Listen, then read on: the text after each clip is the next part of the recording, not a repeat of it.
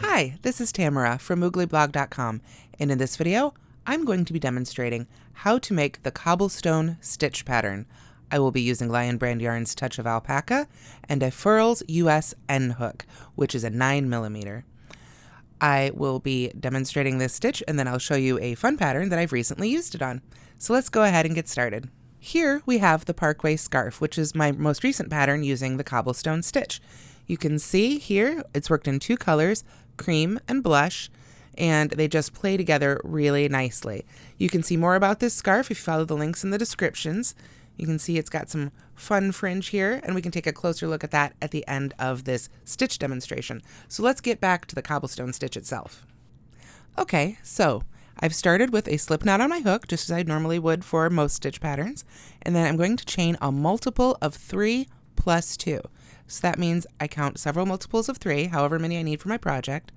1, 2, 3, and then 1, 2, 3 again, on and on until I have the length I need, and then I need to add just 2 more. So let's do one more repeat of 3.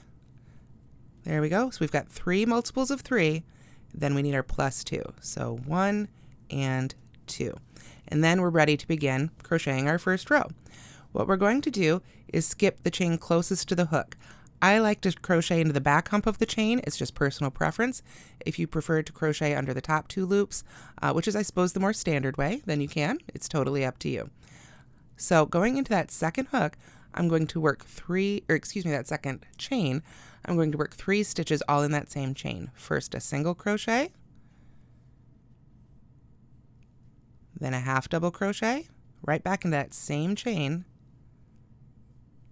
There we are. And then I need a double crochet. Great. All right, so that is my first repeat for the cobblestone stitch. Then I skip the next 2 chains, 1, 2, and in the chain after that, I will work the next 3 again. A single crochet, a half double crochet, and a double crochet again, all into that same stitch again. And that really is our basic repeat there. We make those 3 stitches into 1 stitch, we skip the next 2 stitches, or chains in this case, since it's our first row, and then we work into the chain after that with just a single crochet, half double crochet, and double crochet. And we keep doing that all the way across our chain until we end up at the very end. We should have 3 chains left. Let's see here. There we are. There's our 3 chains, so that's perfect.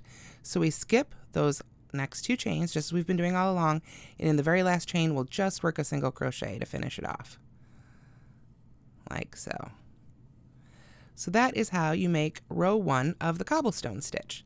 And it's a very pretty stitch, just like this, but of course it really shines when you use 2 colors. So to do that, I'm going to go ahead and pull out that last single crochet I made, because what I want to do here in this case is change colors in that last stitch. Now this can vary depending on the pattern. When I made the Parkway Scarf, you actually cut the yarn after every row, but I'm going to tell you now there's no ends to weave in, so that's a good thing. So don't freak out when you hear that. But if you were to, oops, I went ahead and finished the stitch, didn't I?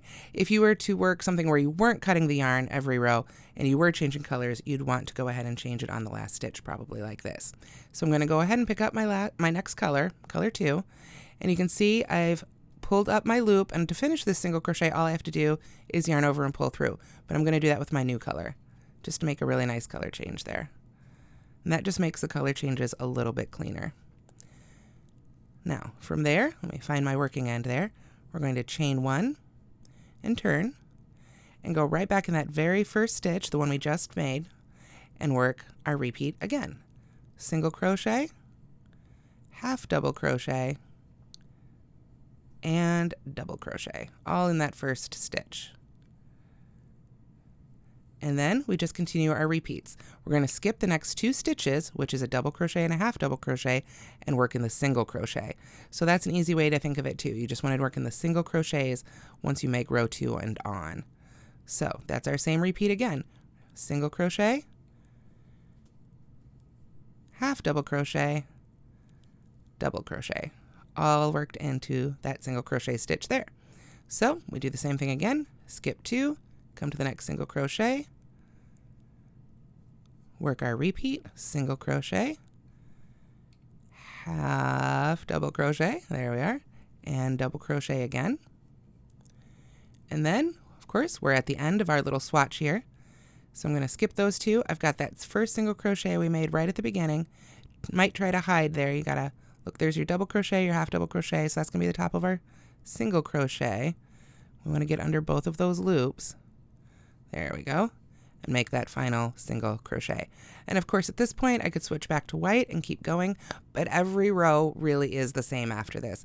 You're just going to turn, chain 1, and work the single crochet, half double crochet set in each single crochet across until you get to the end, and just single crochet in the end and turn.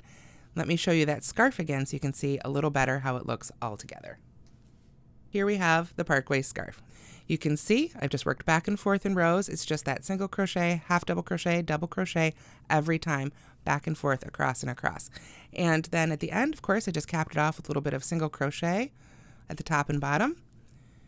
And if we look at the ends, you'll recall I mentioned that I actually finished off every row for this pattern rather than changing colors the normal way I would if I were just working in rows and wanted to weave in my ends, because I cut my yarn for this one at the end of every row, and I left a good length at the beginning and end of every row, and then I tied them together to create this great fringe and just trimmed them off then because they were even. I'm sure if you've cut your ends before, you know when you're cutting and working, they're not all going to be perfectly even.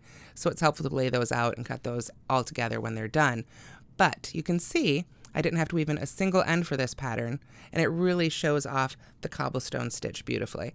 And once again, this is a free pattern called the Parkway Scarf that you can get on mooglyblog.com. So I hope you'll check it out, and I hope you'll try the cobblestone stitch and see what you can make with it.